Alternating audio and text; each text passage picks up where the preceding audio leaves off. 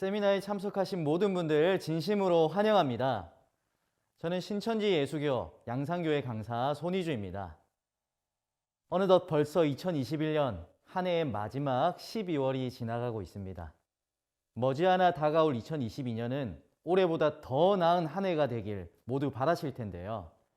오늘과 내일 양일에 걸쳐 함께하는 짧은 시간이지만 이 시간을 통해서 하나라도 알고 깨달아서 한 해의 마지막을, 그리고 내년에는 더욱더 의미 있는 변화를 얻어가시는 귀한 시간 되시길 바라겠습니다. 오늘 함께 나눠볼 주제는 배움에 대해서, 공부에 대해서 이야기를 나눠보고자 합니다.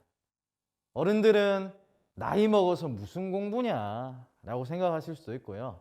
청년들 같은 경우는 아니 언제까지 공부해야 되냐며 부정적인 마음이 드실 수도 있습니다.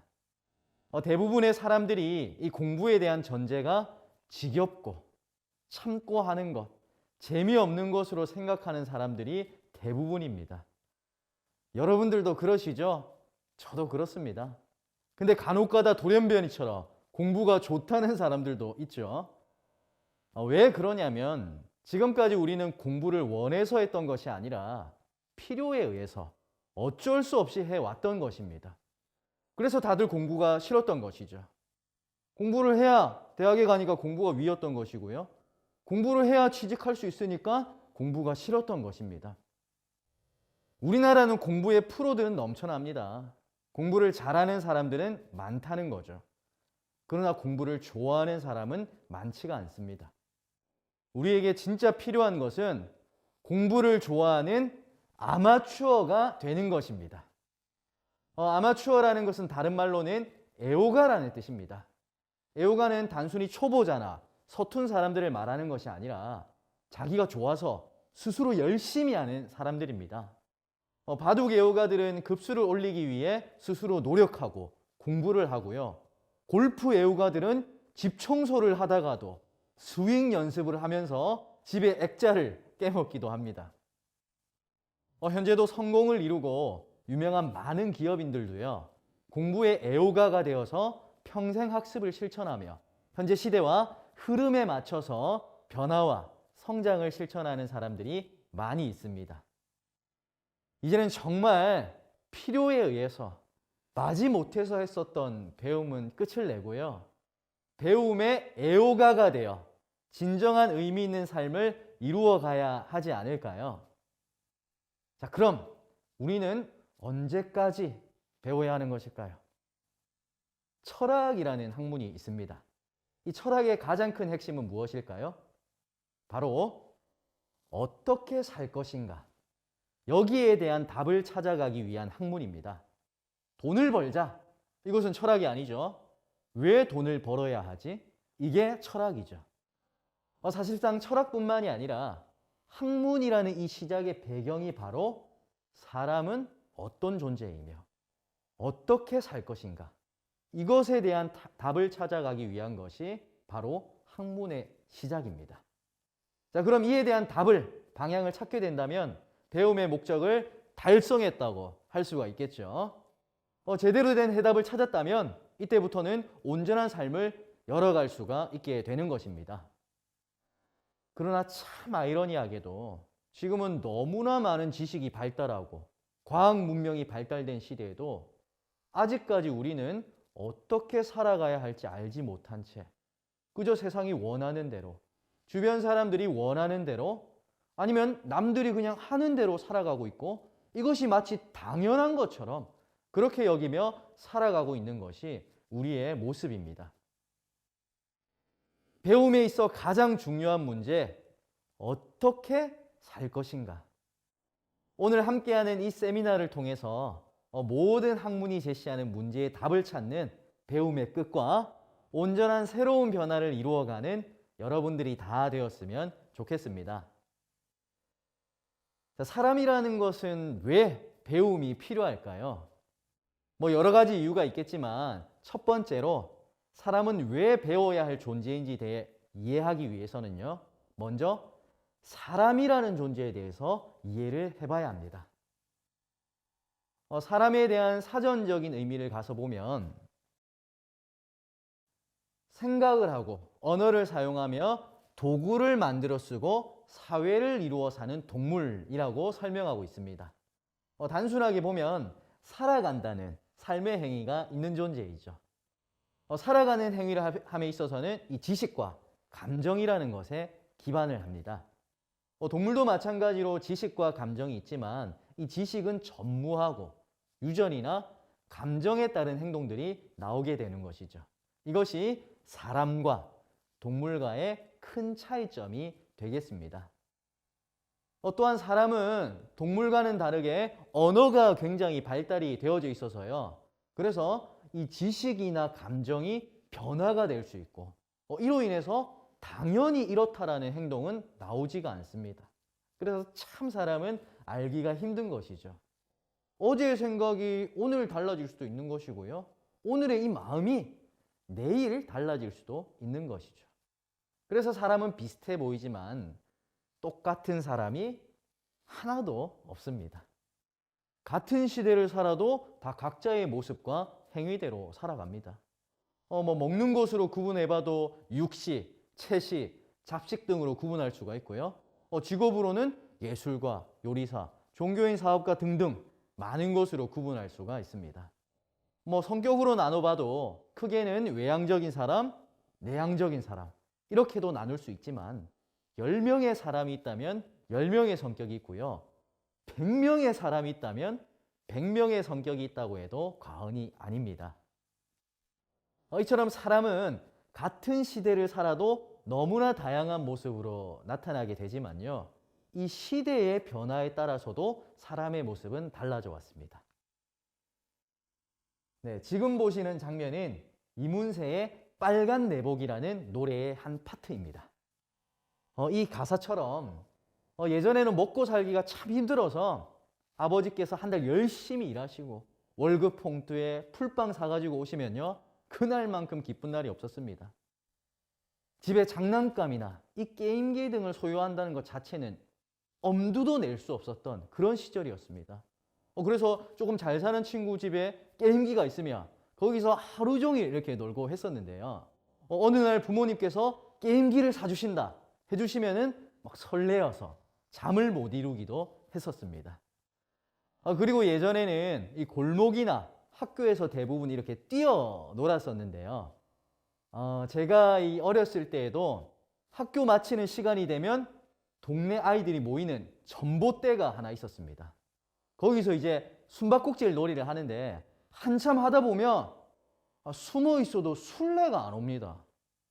찾아보면은 엄마가 밥 먹으라고 해서 집에 갔다고 합니다. 술래가. 그러면 이제 놀이가 이제 끝나는 시간이었던 거죠. 그리고 이제 명절이면 용돈을 받아서 학교로 이렇게 모이게 됩니다. 학교 앞에는 문방구가 있었는데 거기서 폭죽을 사서 놀면요. 광안리 불꽃축제 못지 않습니다. 하지만 오늘날 아이들의 모습은 예전보다는 조금 많이 다르죠. 물질이 풍요로워지다 보니까 풀빵이 뭔지는 알겠어요? 치킨, 피자 이런 것에 큰 감흥을 느끼기보다는 당연히 먹는 것으로 생각하기도 하고요. 그리고 밖에서 뛰어놀기도 하지만 요즘 아이들은 이 유튜브 같은 영상을 보면서 놀고 시간을 보내는 모습들이 이렇게 시대의 변화에 따라서도 많이 달라졌다는 것을 알 수가 있습니다. 어떻게 사람은 이렇게 달라질 수가 있는 것일까요? 앞서 말씀드린 바와 같이 짐승과는 다르게 이 언어가 발달했기 때문입니다.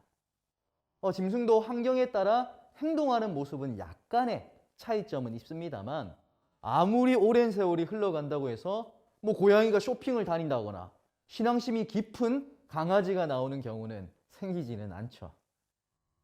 사람은 지금까지 살아오며 경험한 모든 데이터들이 글로 모아 학문이 되고 이것을 어떻게 가르치고 배우고 영향을 받는지에 따라서 너무나 많은 형태의 모습으로 나타나게 되는 것입니다.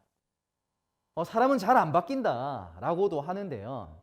그것은 어느 순간부터 배우고자 하는 마음을 잃어버리고 고정관념이라는 것이 생기기 때문에 바뀌지가 않는 것입니다. 지금이라고 배우고자 한다면요. 그리고 이 마음을 꾸준히 유지시켜 갈 수 있다면 얼마든지 바뀌고 변화될 수 있는 것이 사람입니다. 이 배운다는 것은 알고자 하는 것이고, 알았다면요, 이해가 되고 태도나 행동 등이 달라지게 되는 것입니다. 한 예로 요즘은 참 이 사람들과의 관계 속에 많은 어려움을 느낍니다. 이 사람 관계도요, 누군가 한 사람이라도 상대방의 마음을 알고자 한다면 얼마든지 이해하고 개선시켜 갈 수가 있습니다. 남편은 직장 마치고 들어와서 무기력한 상태로 소파에 누워 핸드폰 게임만 하고 있습니다. 아내는 게임 좀 그만해라 라고 합니다. 그러면 남편은 내가 어디 뭐 놀다 들어왔냐고 하면서 이제는 방 안에 들어가서는 폰만 보고 있습니다. 서로의 행동에 힘들어하면서 갈등은 더 심해지고 말 한마디 한마디가 날카로워지기 시작합니다. 남편은 안 그래도 회사에서 눈치 보죠. 스트레스 받죠. 들어와서는 마음 편하게라도 좀 쉬고 싶은데 눈치 주는 아내 때문에 힘들다는 거예요. 아내는요, 육아와 살림에 지치고, 저 인간은 좀 아이들이랑 좀 놀아주고 대화도 좀 하고 그렇게 했으면 좋겠는데 맨날 저렇게 폰만 보고 있는 게 아주 꼴도 보기 싫습니다. 이럴 때에도 정말 서로의 마음을 알고자 하는 마음이 있다면 얼마든지 관계도 좋아질 수가 있습니다. 제발 폰 좀 그만했으면 좋겠다가 아니라 밖에서 무슨 일이 있었기에 저럴까? 알고 이해하려고 접근하면서 오히려 오늘 돈 번다고 고생 많았지? 들어가서 좀 쉬어라 라고 하면 오히려 남편의 태도도 조금씩 변화가 일어나게 될 것입니다. 남편도요, 아내는 짜증만 낸다가 아니라 예전에는 안 그랬는데 왜 저렇게 짜증이 났을까? 알고자 하는 마음으로 다가가면 이해하고 관계도 개선시켜 나갈 수가 있는 것입니다. 서로의 마음을 알고자 하지 않으니 자신의 입장에서만 바라보게 되면서 이해가 되지 않고요. 이해가 되지 않으니 오해가 생기는 것이죠. 점점 갈등은 심해져서 극단적인 선택을 하거나 남남 같은 부부 사이가 되어가는 것입니다. 이런 사람과의 관계도 배움, 곧 알려고 하는 마음이 한 사람이라도 있다면 상대방에게 무엇인가 바라기 전에 나 자신의 생각이나 행동의 변화가 있을 것이고요. 이것이 상대방의 태도도 변화를 가져다 주게 될 것입니다. 그래서 배움에 대한 마음이 없으면 변화될 수 없는 것이고요. 사람 관계와 사회생활에서도 발전을 기대하기가 어려워지게 됩니다. 이것이 첫 번째 배움이 있어야 되는 이유가 되겠습니다. 자, 두 번째, 배움이 없으면요, 무엇이 옳고 그른지 판단할 수도 없고 나도 모르게 잘못된 길을 따라가며 죄를 짓거나 속임을 당하는 경우도 발생을 합니다. 한때 중고차 시장에서 허위 매물이 많이 나왔던 적이 있었습니다. 사람들은 낮은 가격에 좋은 차를 살 수 있다는 그 광고 문구에 혹해가지고 헛된 걸음을 하거나 아니면 금전적인 피해를 입는 경우도 있었습니다. 구매 전에 조금만 알아보고 했다면 현저히 낮은 가격에 좋은 차를 산다. 이거 한 번쯤 의심해 볼 법도 한데 광고의 문구만 보고 혹했던 것이죠. 지금은 이런 실태를 유튜브나 여러 매체를 통해서 많이 알려지게 되면서 지금은 예전보다 허위 매물도 많이 사라지게 되었고요. 여기에 속는 경우도 많이 사라지게 되었다고 합니다. 내가 살면서 이런 일들이 한 번, 두 번 반복이 되다 보면요, 피해의식이라는 것이 생겨서 이제는 사람도 세상에 대한 불신도 막 커져가면서 사회생활에도 어려움을 겪게 됩니다. 물론 그 전에 이런 거짓말하는 사람이 제일 잘못입니다.